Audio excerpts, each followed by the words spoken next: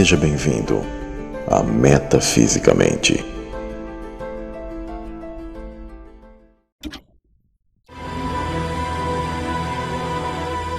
Símbolos de um céu desconhecido.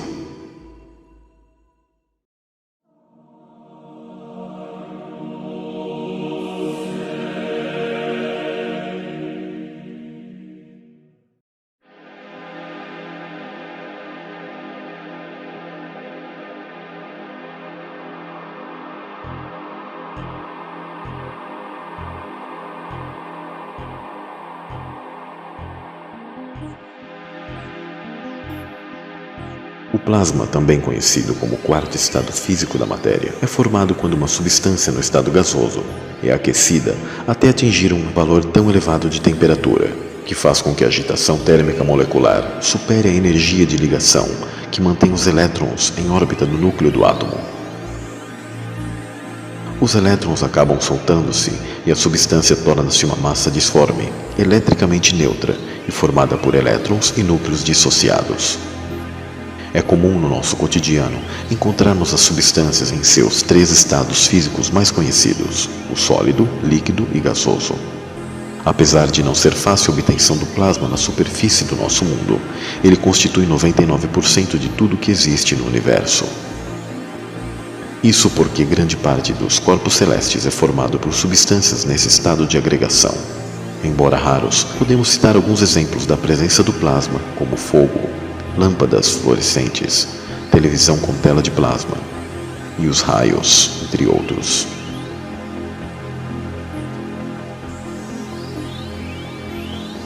Para compreender melhor como se forma o plasma, tomemos como um exemplo o caso da água. Ao fornecermos energia, calor ao gelo, ele derrete e transforma-se em água. Ao fornecer energia à água, ela evapora e transforma-se em vapor. Se fornecermos mais energia ainda ao vapor, a agitação térmica molecular será maior do que as forças de ligação que mantêm os elétrons em órbita, e ocorrerá ionização dos gases, oxigênio e hidrogênio, o que fará com que a substância torne-se condutora de eletricidade e calor. Os gases e o plasma apresentam algumas características em comum, como a baixa densidade e a capacidade de fluir.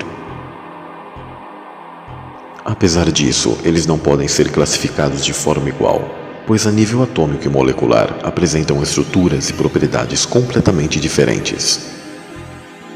O plasma pode conduzir corrente elétrica melhor do que o cobre, fluir como um líquido viscoso e interagir com campos elétricos e magnéticos, diferentemente dos gases. Apesar de o plasma ser um bom condutor de eletricidade, uma das suas características mais marcantes é a tendência que ele tem de permanecer eletricamente neutro, já que possui a mesma quantidade de cargas elétricas negativas e positivas. A interação entre essas cargas é a responsável pelas propriedades já citadas. Além disso, o plasma sempre emite luz ao entrar em contato com alguma excitação elétrica e com campos magnéticos. Um exemplo disso é a aurora boreal, fenômenos que se formam a partir da interação entre partículas solares carregadas e o campo magnético terrestre. O primeiro cientista a descrever o plasma foi o físico inglês William Crookes, na década de 1850, após a criação do tubo de raios catódicos.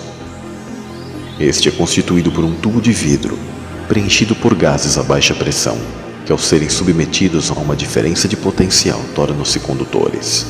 Esse é o mesmo ambiente que a Terra apresenta com um firmamento de quartzo. Quando um gás conduz eletricidade, pode-se observar a formação de pequenos raios, que são denominados raios catódicos. Eles têm a propriedade de emitir luz quando se chocam com as paredes de vidro do tubo, gerando o plasma. Somente em 1928, que esses raios receberam o nome de plasma, porque a forma do fluido elétrico obtido lembrava o plasma sanguíneo.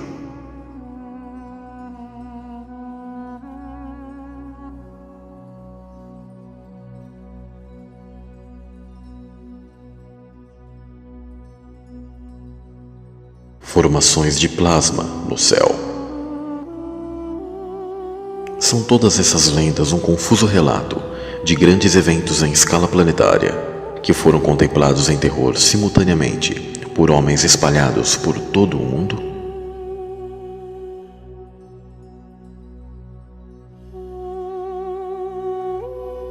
Vários milhares de anos atrás, eventos de beleza e terror provocaram uma explosão de imaginação humana.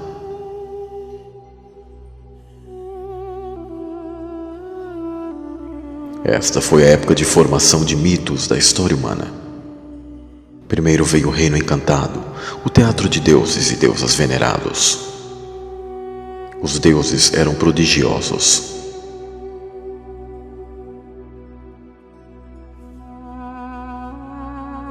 Seu habitat celestial se elevou sobre o mundo. Um modelo para templos e monumentos comemorativos da Terra. E diversas tecnologias que foram construídas. Mas os deuses ficaram inconstantes, um poder celestial metamorfoseou-se em outro.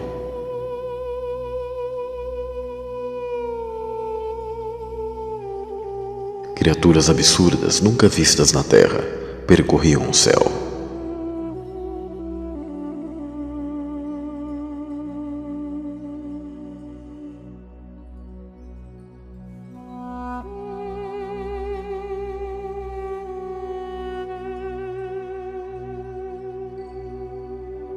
Os deuses se tornaram violentos à medida que o próprio céu caiu no caos.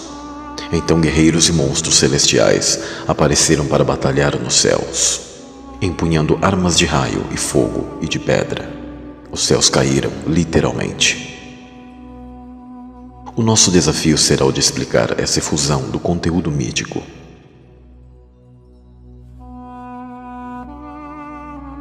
Encontrando os arquétipos. Culturas passadas por todo o mundo muitas vezes compartilharam uma única visão cósmica, e nós não devemos deixar nossos próprios campos fragmentados de conhecimentos atuais dificultar a nossa tentativa de recapturar essa visão. O eminente psicanalista Carl Jung chamou estes padrões profundos de os arquétipos. Viu-os como estruturas universais do inconsciente, repousados além da explicação racional, algo metafísico. Matador de dragão. Sim, os mitos parecem incompreensíveis para nós, mas os arquétipos oferecem um caminho. Através da confusão, eles são os pontos de acordo entre as culturas distantes. E este acordo se eleva acima do carnaval de confusão e contradição.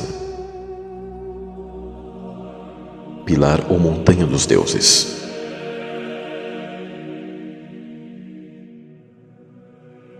Toda cultura relevante se lembra de uma montanha cósmica em torno da qual os céus se voltaram.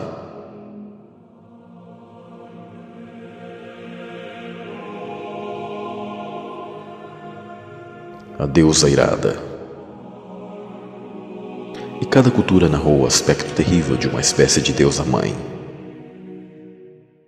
Se não houvesse experiência comum, o arquétipo consensual nem sequer seria possível. Ouroboros, a serpente que se encerra. Tudo o que é requerido aqui é uma vontade de satisfazer os arquétipos e sem medo, ou preconceito, ou quaisquer hipóteses avançadas para ouvir sua mensagem.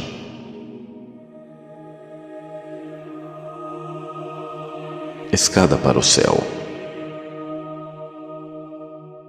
A existência de centenas de arquétipos é um fato, e é um fato também que nenhum arquétipo fala de eventos na natureza que ocorrem hoje.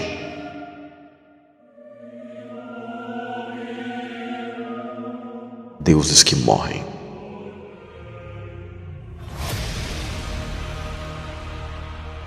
Os povos antigos mencionam sem sombra de dúvida conflitos no céu entre entidades, estrelas errantes e juízo divino, com água fervendo, pedras e descargas de plasma, no grande caos que engoliu a terra, que decretou a queda desses deuses, anjos caídos e sua prole maligna sobre a face da terra.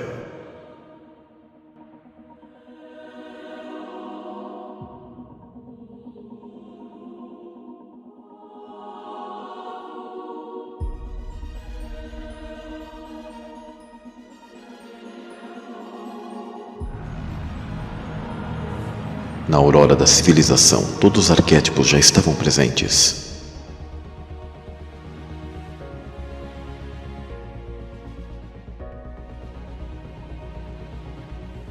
A preocupação extrema das primeiras sociedades com imagens celestiais parece ser parte de um grande fenômeno mundial.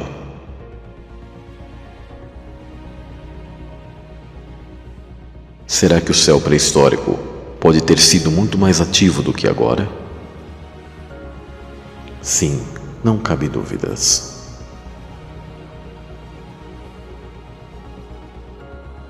Hoje nós somos fascinados pela escala monumental das civilizações antigas. Mas quais eram as memórias essenciais que impulsionaram as culturas monumentais tão obsessivamente? Estas civilizações replicaram construções antigas, incríveis. Algumas não somos capazes de replicar pela atual tecnologia. A trilha de evidências segue até as profundezas do passado pré-histórico, um mundo mal reconhecido, mas não inteiramente perdido.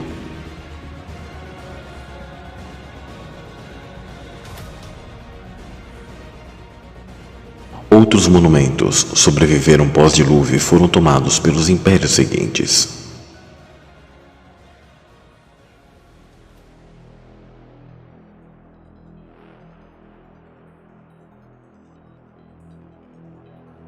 Mais de 10.000 anos atrás, os artistas paleolíticos pintaram essas imagens nas paredes da caverna de Lascaux, na França, e eram realistas, com um olho para o detalhe.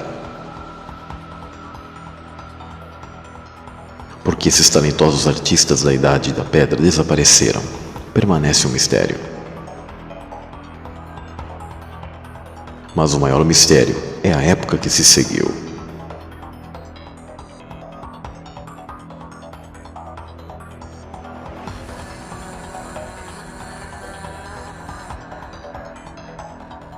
Parece que os artistas neolíticos perderam a capacidade de retratar a natureza como a conhecemos. Representações precisas da natureza estão presentes, mas o estilo dominante produziu um carnaval de criaturas fantasmagóricas e formas absurdas nunca vistas em nosso mundo. O que seriam essas entidades? Como essa tendência surgiu? Não em um local apenas, mas em todos os continentes habitáveis.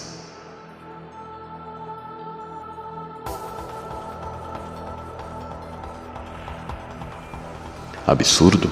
Sim, mas o que provocou os padrões distintivos? Um homem com vara e sem cabeça, apenas um pato ou outro pássaro em seus ombros? Centenas de variações sobre o tema ocorrem no sudoeste americano.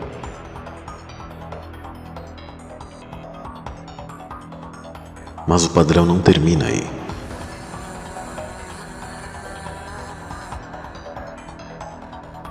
Observe os pontos gêmeos nos dois lados desta figura, toscamente trabalhada.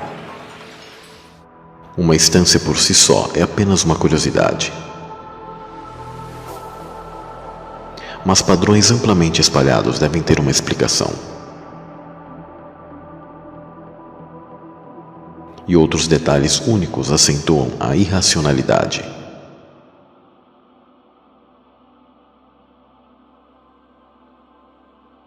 Recentemente, uma resposta para esses mistérios da arqueologia tradicional vieram de fora da área a partir da ciência do plasma e de laboratório de experimentos com descarga elétrica. Cientista do plasma Anthony Perrott, dos laboratórios de Los Alamos, mostrou que essas formas de bastão registravam eventos elétricos no céu. Algo como as luzes do norte que vemos hoje, mas 1000 vezes mais energéticos. Ele coincide com as formas de arte rupestre, precisamente as configurações tomadas por descarga elétrica no laboratório. Imagens da arte rupestre são explicadas como